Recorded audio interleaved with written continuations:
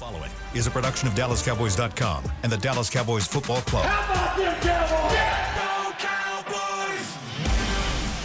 This is Mick Shots, streaming live on DallasCowboys.com and the official Dallas Cowboys app. Now, here are Bill Jones, Savannah Humoller, Everson Walls, and Mickey Spagnola. How about them Cowboys? Yeah. How about y'all fix this? The only thing other than that I've got to say, Go! How about them Cowboys?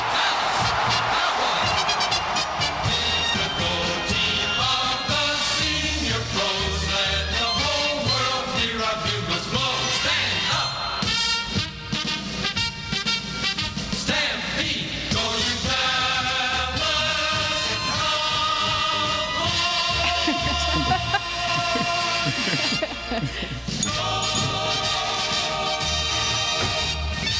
Well, I was going to start by saying 3 out of 4 ain't bad, since Bill Jones is out on assignment today. But Everson might have made it 2 out of 4 since he was finishing his lunch I here. am not finishing. It is not close to finished. As producer Supreme Chris had a nice mix there of many sound bites before we got to Stampede, Nice, right? Christopher. Nice. And this just might be the earliest pregame show ever, because we're getting ready for Cowboys Seahawks on Thursday night, AT&T Stadium. And glad you guys are with us on Mick Shots. I'm the Mick, Everson, and The Mick. Savannah here today. And we will get you ready for the Seahawks. At some point, we will have our picks and picks to click.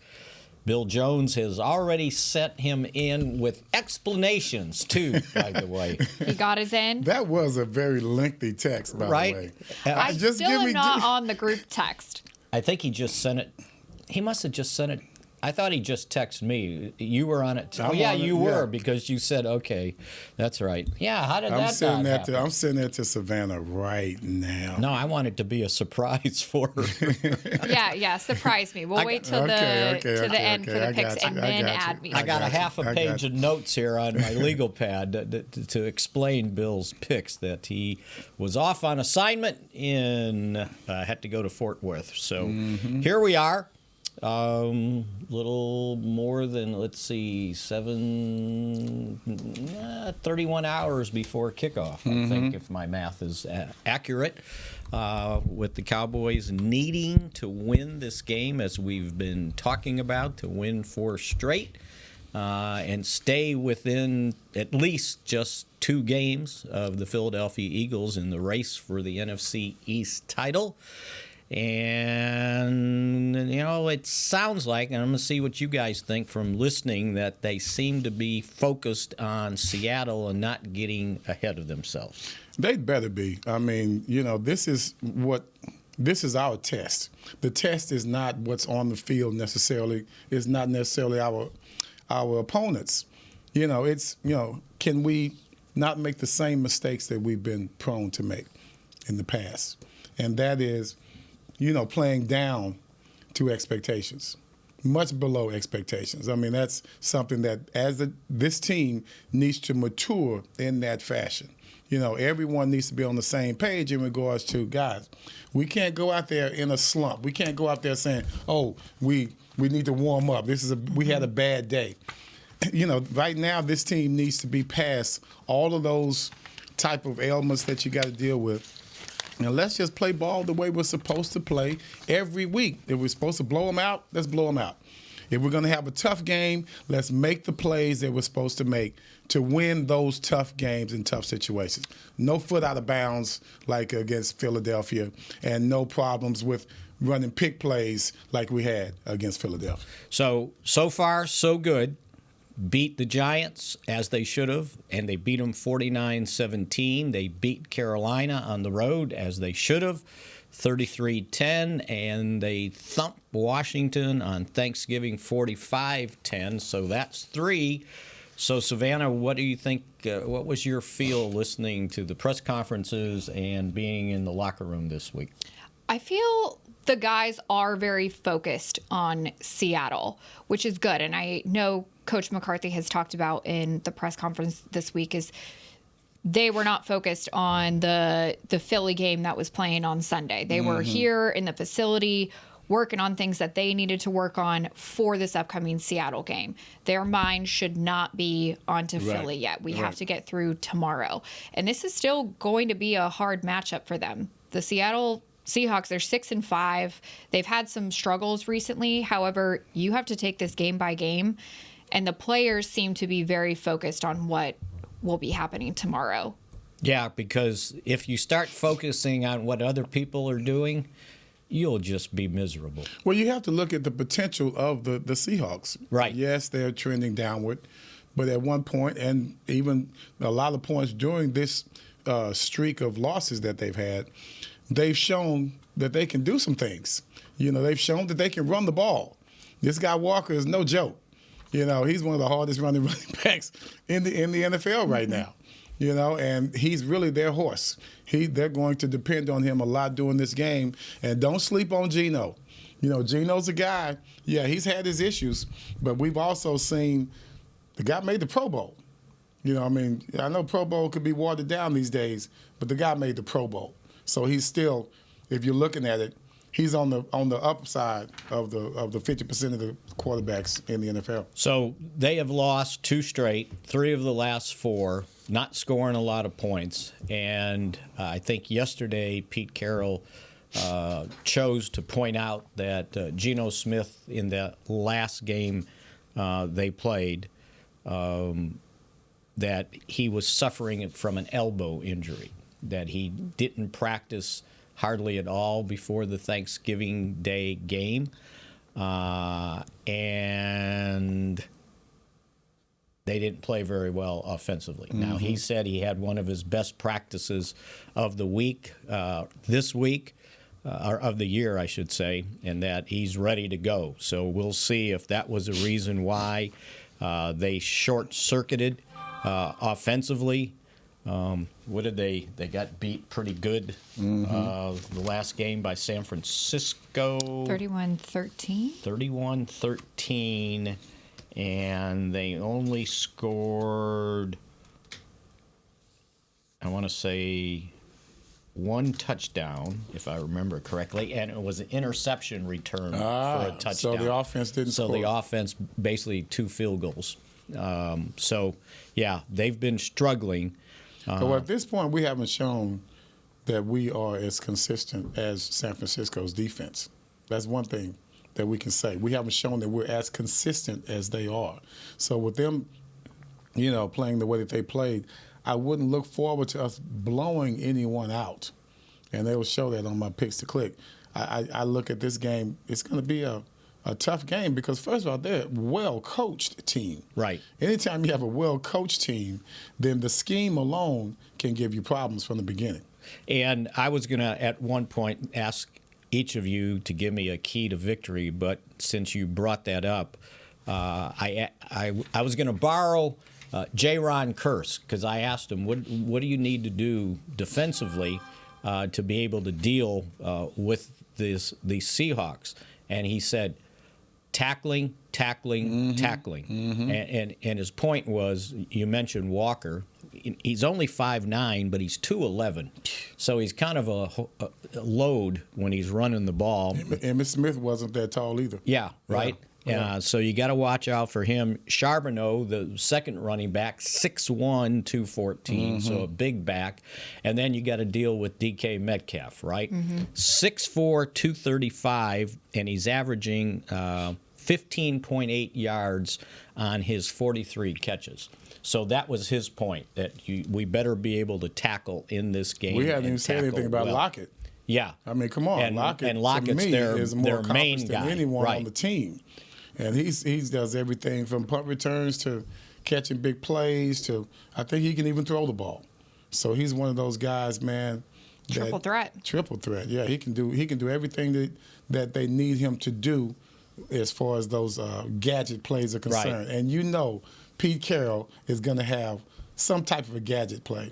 Yeah, for us. So either on offense or special teams. No right? doubt. And they're going to want to come in here and run the football. Yeah. And try to reduce the time that the Cowboys offense can be on and the field. And take the crowd out of the game. Right. And the Cowboys don't have to make any moves today. They just have to make them tomorrow. So they can do it up to 4 hours before the deadline to make moves. So sometime tomorrow, my understanding is they'll probably have an elevation. So, you know what, I'm kind of thinking, I'm trying to figure out who they might elevate off the practice squad. Now, Rico Dottle was in practice yesterday fully, so he should be able to go.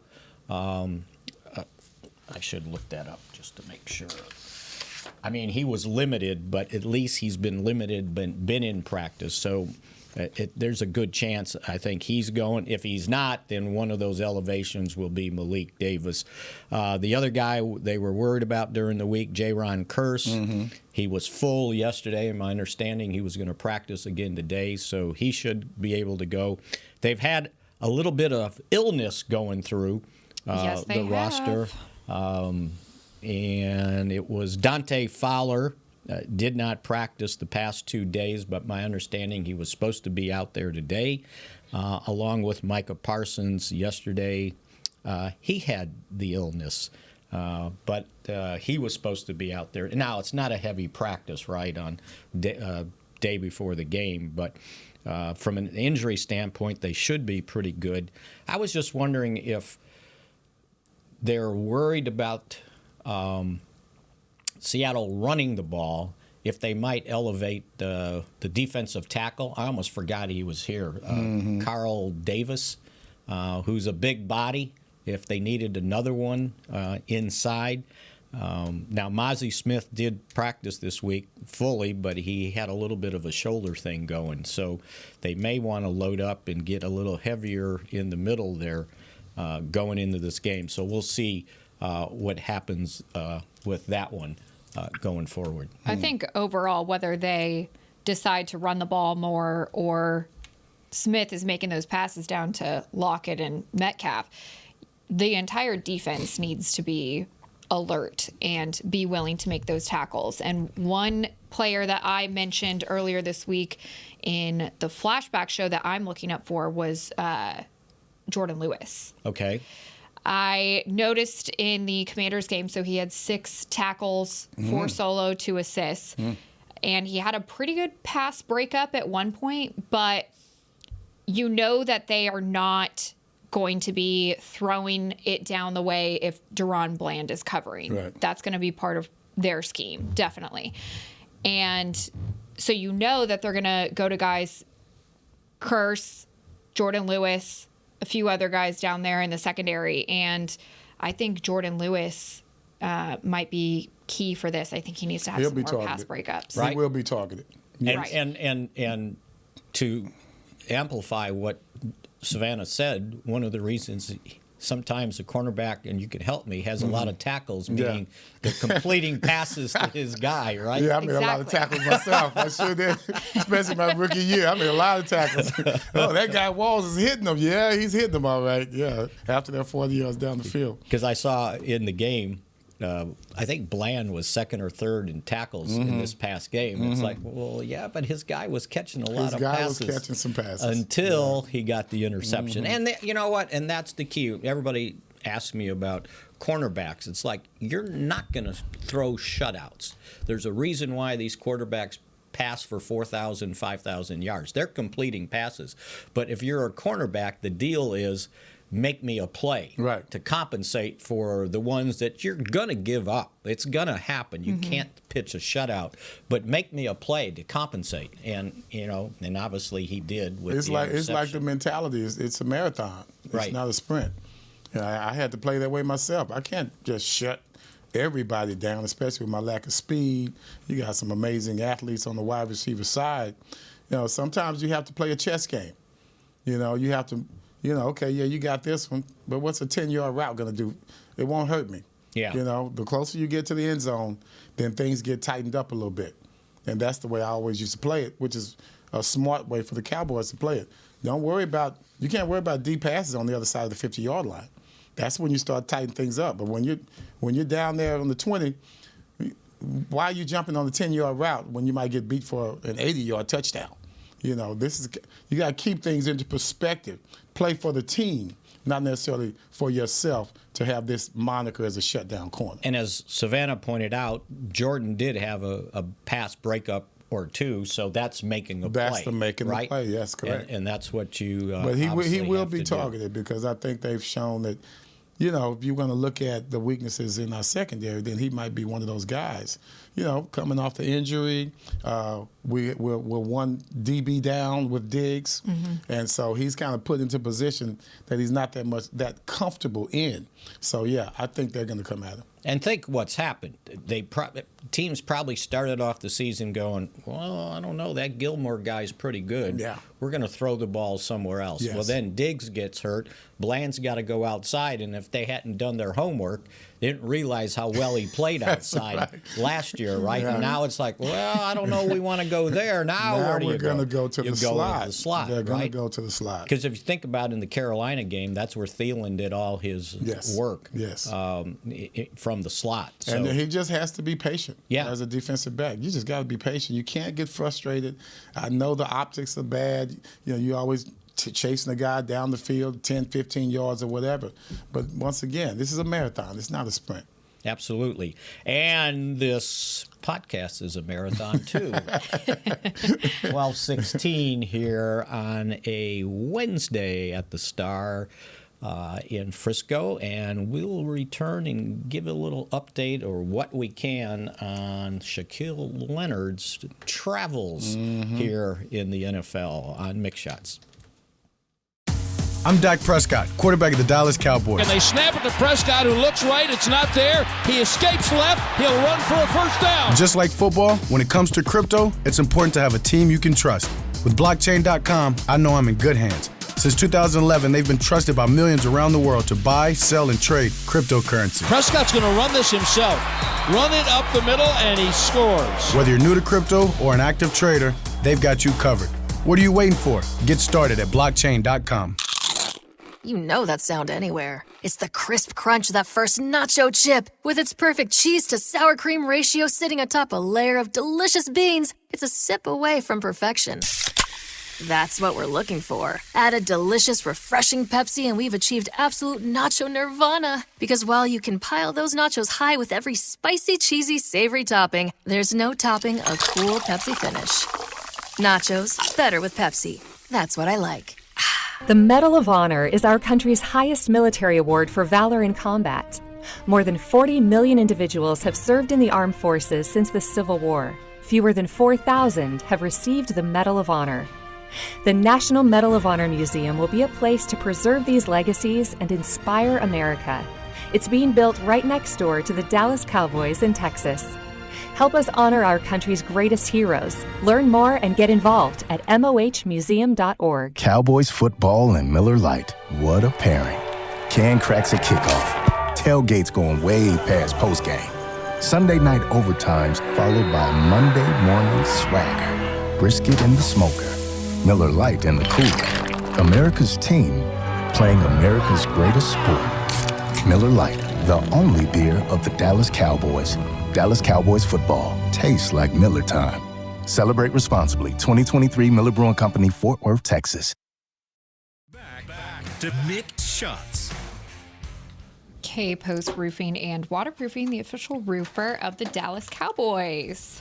As we continue here on Mick Shots on DallasCowboys.com, Everson, Savannah, and Mickey here today. Bill out on assignment as we get you ready for the Seattle Seahawks. And I thought we'd give a little update on Shaquille Leonard visiting here yesterday. We talked about it yesterday. Savannah got a personal view of him, right? Mm-hmm. I did. He was walking through with a big group of people through the lunchroom. He was walking over to the football side, so I think he did his workout in the morning. He was scheduled to have lunch with Jerry yesterday, and today he is in Philly. I believe. He was supposed to travel to Philly. The Cowboys, I'm sure, got a physical in, had a good visit, nothing took place, as I think we told you yesterday. He ended up leaving and heading to Philadelphia. And you know what? I just saw something that I thought, oh, this is what's going to happen. So he was with the Colts, right? All these 5 years, 6 years since 2018. Mm-hmm. For 3 years while he was there, Sirianni was the offensive coordinator.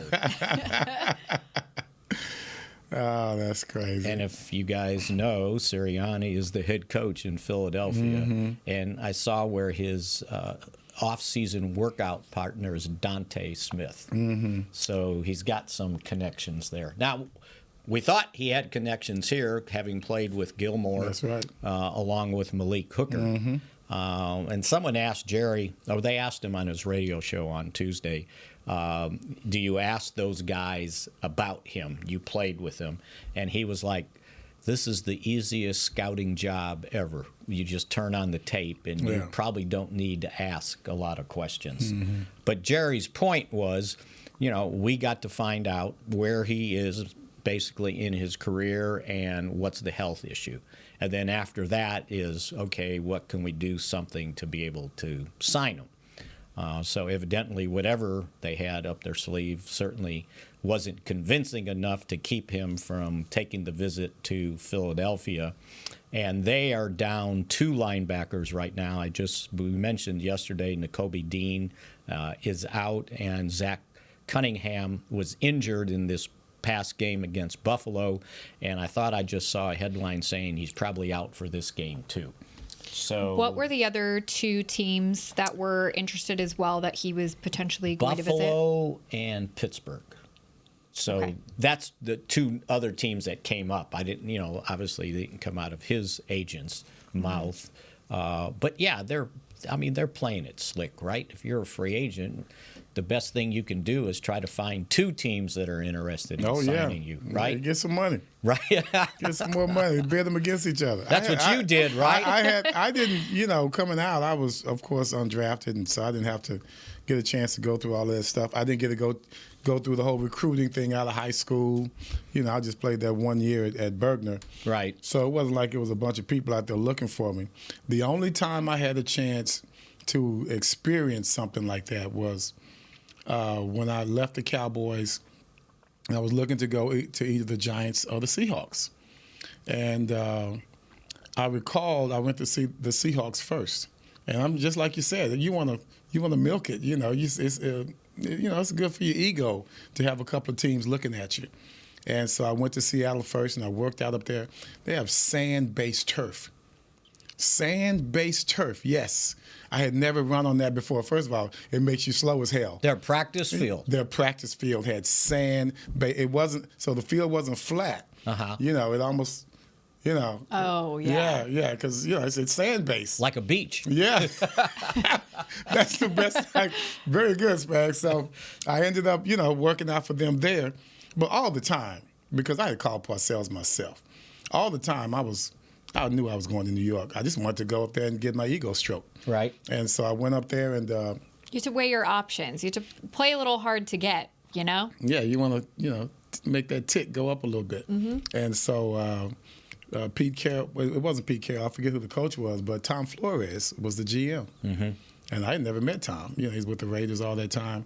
And they wanted to make me stay. And I'm just like Leonard. I'm like, nah. I knew where I was going. Right. I knew I wasn't going to Seattle. I knew I was going to be with the Giants. That's why, because I called them. Seattle called me. You see, that was the difference. So when I went to New York, when I went to the Seahawks, and I left out of there, he did not want me to leave, just like Jerry did Leonard. Flores did not want me to leave that room without signing that contract. And I told him, I said, I'm a man of my word. I told the Giants I'd come to see him, and I'm going to see him. So I went to see him, and I knew that's where I was going to be. Right. Yeah, so it obviously turned out to be Was it a bidding war? Yeah, right. Matter of fact, the Giants offered me less than the Seahawks. That's how much I was willing to go to New York, because the Giants, they weren't giving out signing bonuses. Seahawks were giving out signing bonuses. But I knew they weren't going anywhere. And I don't know what they did in 1990, but I know what I did in 1990. So I was right. Yeah. Sort of like me going to college, right? Missouri outbid Northern Illinois. There you go. Ooh, that made the papers. Yeah, right? You were going to say. I know we talked about last week and a little bit of this week for Leonard that, yeah, he's going to want to go somewhere where there's a potential, winning team at the end of this. Right. Mm-hmm. And so he has to weigh his options. The money wasn't necessarily what was at the forefront of his mind. It's more what team is going to win you a championship. Yeah. He just got paid. Right? And he's getting paid. Yeah. Continuously paid. He gets $1 million a year for a game for the final 5 or 6 games, however many the Colts have left. And he's already made his money from bonuses, signing bonus on this original, his current contract that's costing the Colts $27 million in dead money. So he's definitely just looking to win. So I think that's probably what he's looking for. And Jerry pointed that out. He said, I don't know that money is going to be the big factor. Well, he's in a no-lose situation because the two teams that he's looking at, it's just a matter of which one he thinks is going to go the furthest. So yesterday, and I was going to bring this one up, it's kind of somewhat of a funny story. It was about the game on Thanksgiving, and before the game, Al Harris, the cornerbacks coach, and Deron Bland were talking, and Bland told Harris, he goes, hey, if I pick one off and go to the end zone, he goes, will you jump in the red kettle with me, right? And Al goes, or Jerry's telling the story. He goes, well, I don't know. I'll check on that, right? And he said, so before the game, Al Harris goes up to Jerry, and he was talking with Mike McCarthy about basically the same thing, right? And he told him what Bland said. And Jerry said, my response was, if he picks one off and goes for a touchdown and sets the NFL record, he goes, I want you to run down the field and put him in the red kettle, and if you can fit, you get in there too. And if you go back and look at the tape as he was running down 63 yards, Al Harris was running down the sideline with him. Now he Yes, I saw that. You saw it? That was he him. was sprinting. Yes, he sure was was sprinting, right? Now he stopped. He didn't go to the red kettle because his teammates threw him in there. And right? he probably was connected to something because he's got it's wireless. Oh, now. it's okay. Yeah, I'm sorry. Yeah, but yeah, I thought that was pretty funny when Jerry was hauling ass. Jerry goes, "Yeah, you go put him in and you jump in too." Isn't that great how they can talk about that stuff now? Could you imagine me going up or Gene Stallings going up to Tom Landry? Yeah. And say, hey, if Everson happens to score because he's never scored, can I go, run to the end zone with him? But could you imagine what Tom would say? Hey, Get back on the field. Can we please concentrate on football? We're up here celebrating before we even play the game. And plus, you guys were tethered, right, to the headset had a wire on it. Yeah, right? but as players, we can throw it off. We can't even inquire about don't even something ask. Like that. Yeah. That's what I'm saying. Tom would be so upset. He might make us practice harder just for even thinking of that. You're distracted. Right, it's so distracted. That would have been Parcells, God. right? You're a distracted player. Yeah, Bill would be the. He would the always same say way. that. You can't be a distracted player, and somebody in the press conference was not paying attention. He goes, "You're a distracted writer," and he'd jump all over him. One other thing on Seattle. Not only have they lost 3 of the last 4 games, they've only scored 32 points in those 3 losses. 3, 16, and 13. And the other thing I noticed, it's offense that has been their problems in their 6 losses. The offensive line is not good. Yeah. They're not good. The 5 Former Cowboy Jason Peters. Yes. I was for real? I was shocked. Yeah, he was here last year. Yeah. And now he's with Seattle. I think I remember with that transaction. Yeah, I remember that transaction. And he started the last 2 games at tackle.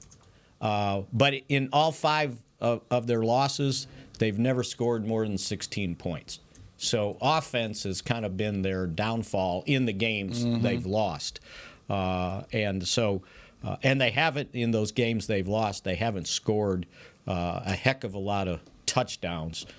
I mentioned that the last game against San Francisco, the one touchdown was defensive. They scored one in the loss to Cincinnati and one in the loss to Baltimore. They did have two against the Rams, but there was a stat online that said they've scored no touchdowns in 20 straight possessions. Wow. So you normally get 10, maybe 12 in a game, and so it's been a while since they've found the end zone. So a lot of this is going to depend on how well this Cowboy defense plays, and we're going to tell you how well they're going to play next here on Mick Shots when we give you our score predictions and our picks to click on Mick Shots.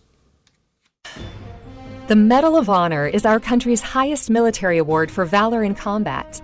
More than 40 million individuals have served in the armed forces since the Civil War. Fewer than 4,000 have received the Medal of Honor. The National Medal of Honor Museum will be a place to preserve these legacies and inspire America. It's being built right next door to the Dallas Cowboys in Texas. Help us honor our country's greatest heroes. Learn more and get involved at mohmuseum.org. Cowboys football and Miller Lite. What a pairing. Can cracks at kickoff. Tailgates going way past postgame. Sunday night overtimes followed by Monday morning swagger. Brisket in the smoker.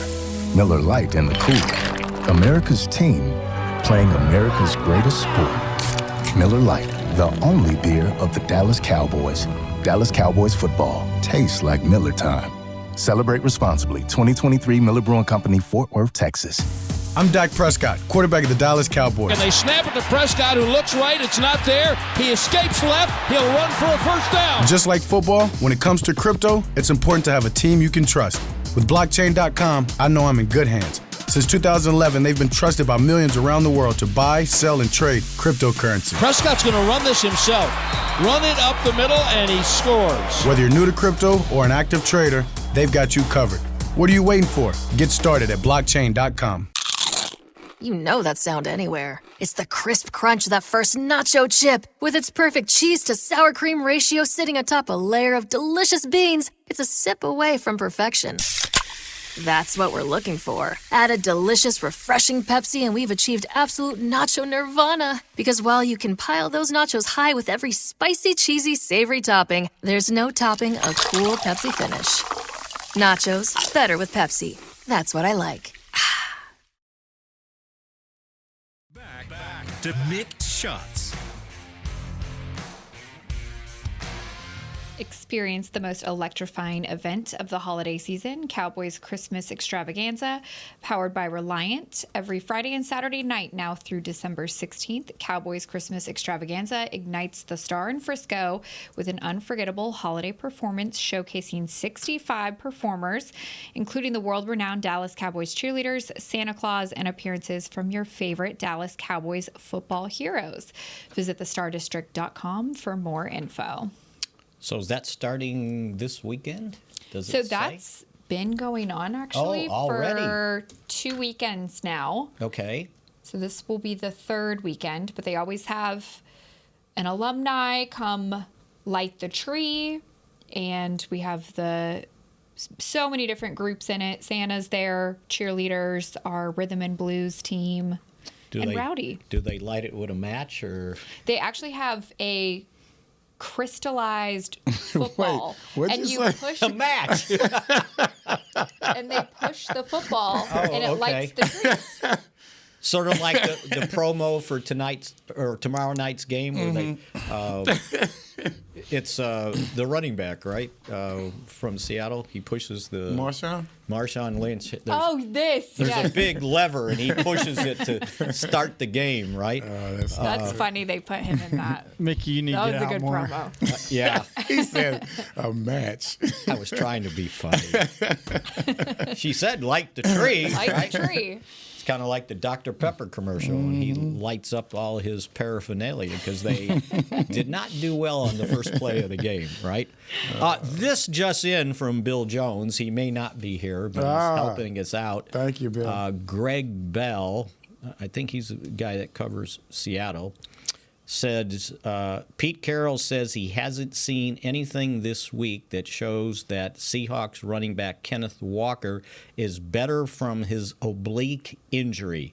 Says Walker will have questions about playing at Cowboys Thursday, and then no indication he will. Zach Charbonnet again may be the guy they go to. So that certainly would make it a little bit easier on the Cowboys' defense if their leading rusher, who averages 4.1 yards a carry, has 6 touchdown runs, would not be able to play. But as I said, Gino Smith looks like he's healthy enough, although in these last 4 games, he's been sacked 13 times. In one of those games, it was 5. So, the protection, as whoever pointed out, Everson, about their offensive line, especially if Jason Peters at 50 years old has to start at, I think it was right tackle he was playing. He might be their strength. Yes, right tackle. He might be their strength. So he's like 40, I think 41 now. He was 40 last year with the Cowboys, right? That's crazy.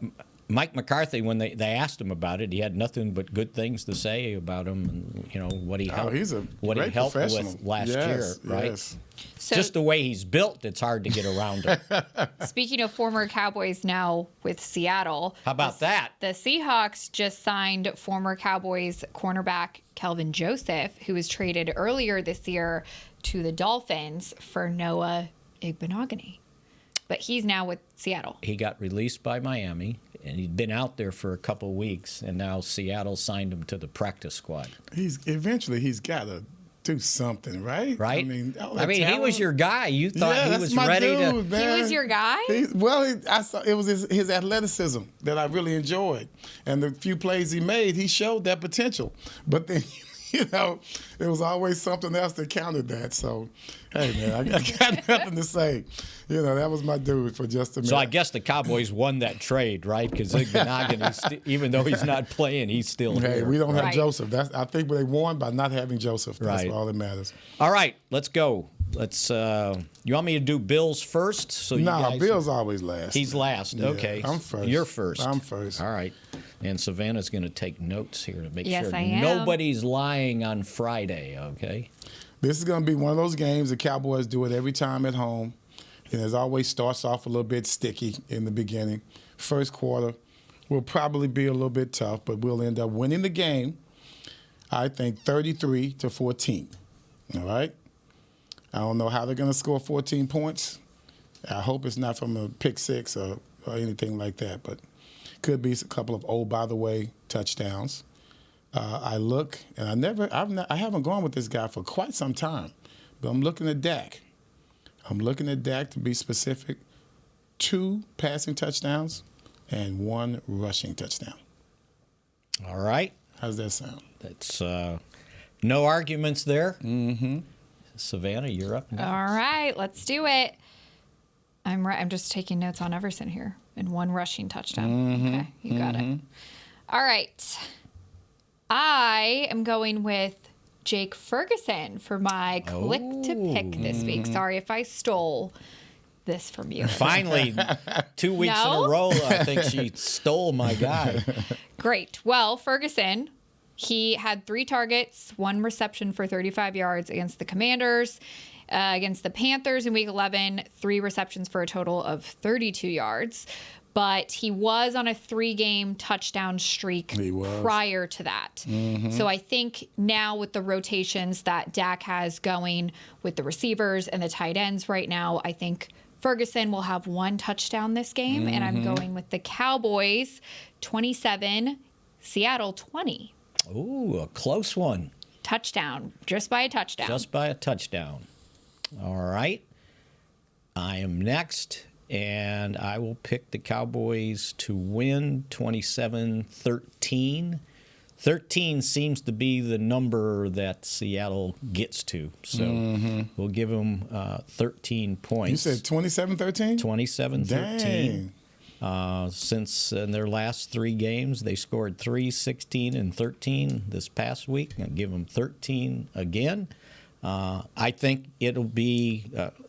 This is much closer than I thought you'd pick it. This is the, fourth game in 19 days? Is that what they had? And at some point, that many games, not so much physically, but mentally, I think, starts to wear on you. So I'm going to say 27-13. And my pick to click, thinking about Gino Smith having been sacked 13 times in the last 4 games, I'm going to go with Sam Williams with a multiple sack game. Multiple sack game for Sam Williams.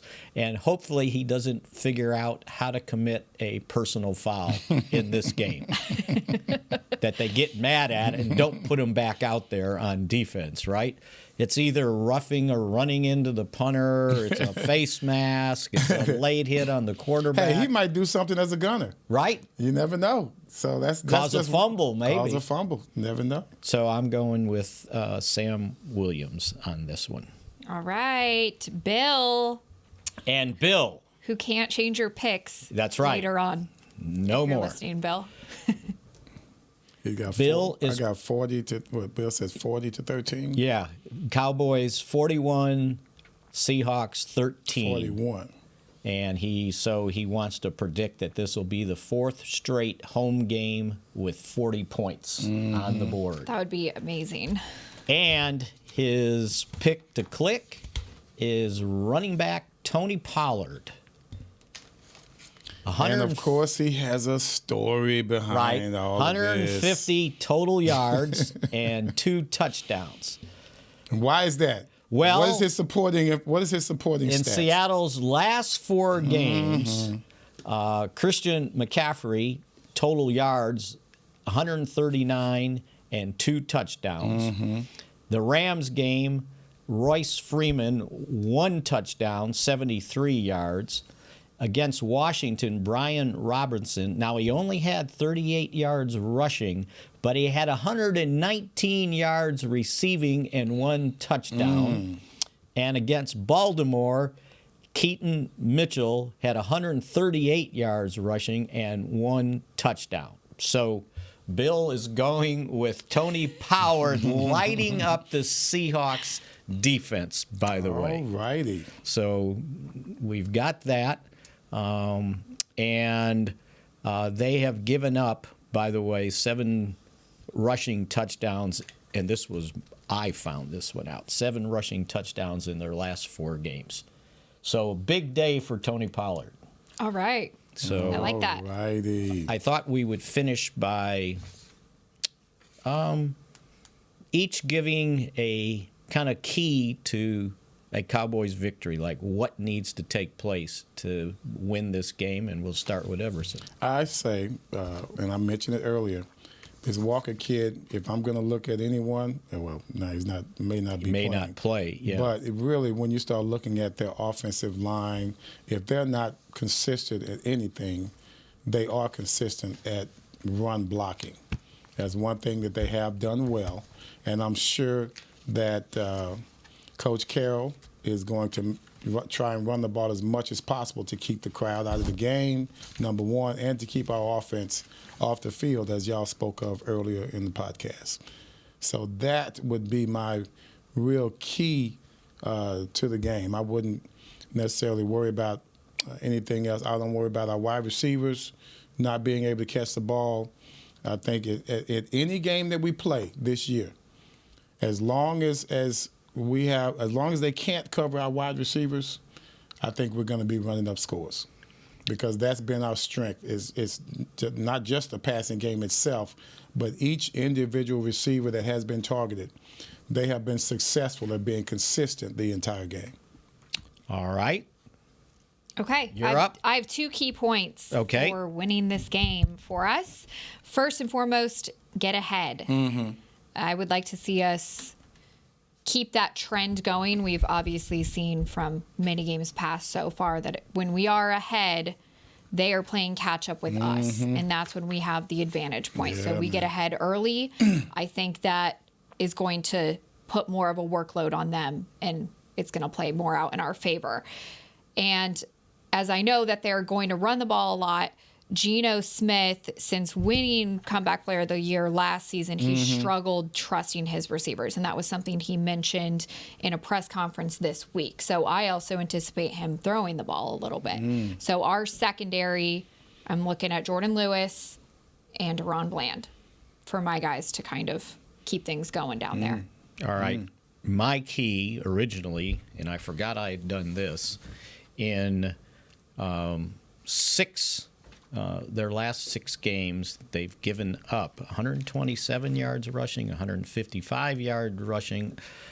Baltimore, 298 yards rushing. Wow. And San Francisco, 169, right? So maybe Bill did his homework on Tony Pollard. But I was originally going to say the key will be they got to get Geno Smith on the ground. And that's why I picked Sam Williams, since I can't pick Parsons, right?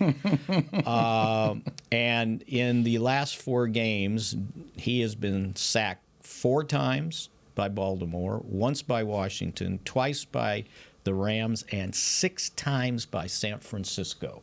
So I think the key will be to cut the head off the snake with sacking Geno Smith. That's got to take place.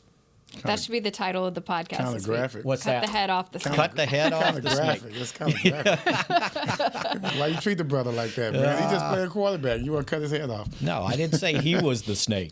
Oh, no. No, that's the threat. Make sure they don't beat you throwing the Gino. football, and make sure Good you can stop the run. And we need to stop Mick shots now. And we will be back, and I'm thinking in force on Friday here on DallasCowboys.com. Everybody have a good Thursday night game. See ya.